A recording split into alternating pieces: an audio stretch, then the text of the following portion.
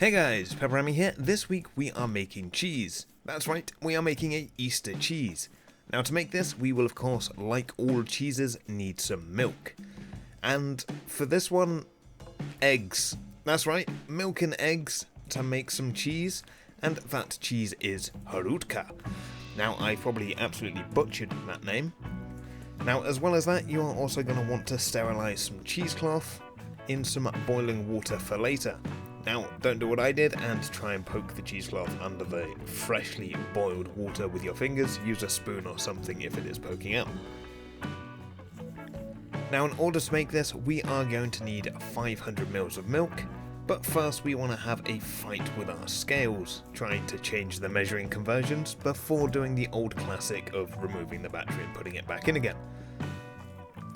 Then you want to add 5 to 6 eggs. Now most recipes I found for this use around 1 egg per 100 ml of milk, but I know if I had 7 eggs left in my container it was going to bug me. Now what you add to this can vary depending on different parts of Eastern Europe. Some like it sweet, some like it savoury, some like it salty. Now this is essentially a custard type style cheese, I know, very appealing sounding. So I'm adding in a pinch of salt, a little bit of nutmeg. You could sweeten it with some sugar, some people even add chives or black pepper. Now once you've made your seasoning choice, you want to make a double boiler with a suitable pan and a bowl. Then you want to fill the bottom of the pan with roughly an inch of water and bring that to a boil, and then turn down the heat to a simmer, as this is going to be a slow cooking process. Or if you are feeling really brave, you can skip the bowl and do it all in the pan, just don't add in the water. Just keep an eye making sure it's not going to catch on the bottom of the pan. Now you want to be stirring this frequently with a whisk, a spoon, a spatula or something until it starts to separate. Now this is going to kind of curdle and separate like scrambled eggs would in a frying pan, where it's going to start to clump up. You want to just kind of break those up and get as much of the whey separated out of the curds as you can, just like you would for a normal cheese. Now this should take around 20 to 30 minutes if you are doing it in the double boiler method. Now of course, like all cheeses, you can save the whey to cook some pasta, add it to drinks, use it in bread or cake recipes in place of milk if the recipe does allow it. Now once the curds and the whey have separated, you want to line a colander with your cheesecloth that you prepared earlier, and scoop or pour the curds through the cheesecloth and let drain for around 10 minutes. Then you want to gather the corners of your cheesecloth, forming it into a ball. Now I'm not sure why this took me so long to figure out, but it's just a lot easier if you grab the opposite sides rather than the closest sides.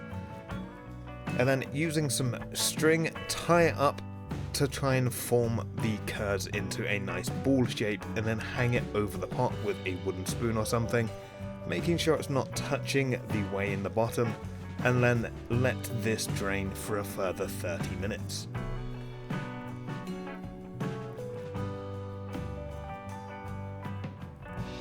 Now by now this should have cooled somewhat. Now keeping the egg cheese in the cheesecloth to try and keep its shape as much as possible, you want to let this drain for a few more hours or even overnight in your fridge.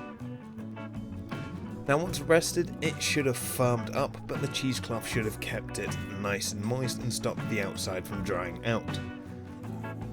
Now unwrapping this, I couldn't help but think the bottom, well, technically the top, looked a lot like scrambled eggs, but to my surprise it did all firm up and, I guess, congeal, for lack of a better word or more appetizing word to try and summarize this. And now to slice it and taste it, and I can already tell this is going to be a bland looking thumbnail, but taste wise it's, well, eggy. Now that was kind of going to be obvious as it is mostly egg solids anyway. It does have a slight custardy taste as, well, once again I guess it is essentially kind of a custard mix we are making here without the sugar. But I guess if I used a milk with a higher fat content, it would have lent more on the creamy side. Now at this point as well, before you slice it up, some people do also bake it after it's nice and firm to give it a nice golden crust. Now maybe that deepens the flavour or changes it slightly as well, but I'm not gonna have time for that this week. But anyway, that is how to make hrudka. Or, once again, I have just butchered the name.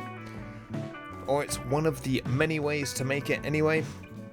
But just like curries or bolognese sauces, different regions, different houses, different families will all have different recipes for this one thing. But anyway, that wraps up this slightly late video. Now as always, if you like what you saw, let me know down below with a like and a comment. If you're indeed new here, feel free to subscribe for free weekly cooking content. And I will see you all again next week. Thanks for watching.